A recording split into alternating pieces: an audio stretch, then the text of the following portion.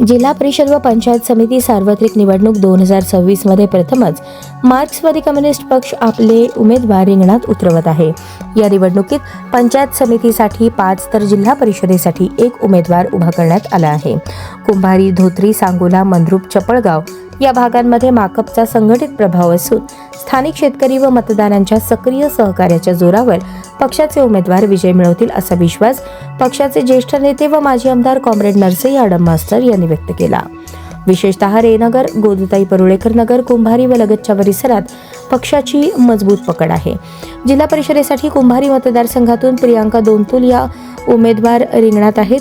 येत्या 8 फेब्रुवारी रोजी त्यांचा विवाह असला तरी त्या कॉम्रेड नरसई आडम मास्टर यांचे जुने सहकारी व ज्येष्ठ कार्यकर्ते असलेल्या कुटुंबातून असल्याने त्यांना ही संधी देण्यात आली आहे।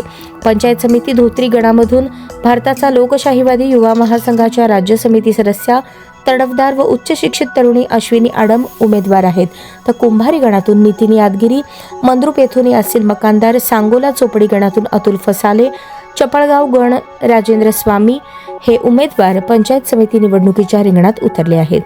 बुधवारी सकाळी ज्येष्ठ नेते माजी आमदार कॉम्रेड नरसई आडम मास्टर व जिल्हा सचिव कॉम्रेड युसुफ मेजर यांच्या नेतृत्वाखाली सर्व उमेदवारांनी आपले उमेदवारी अर्ज दाखल केले। यावेळी पक्षाचे राज्य समिती सदस्य ॲडव्होकेट अनिल वासम, विल्यम ससाणे, बापू साबळे, वसीम मुल्ला यांची उपस्थिती होती। ग्रामीण भागातील शेतकरी, कामगार व सर्वसामान्य जनतेच्या प्रश्नांना प्राधान्य देत ही निवडणूक लढवली जात असल्याचे माकपच्या वतीने सांगण्यात आले आहे।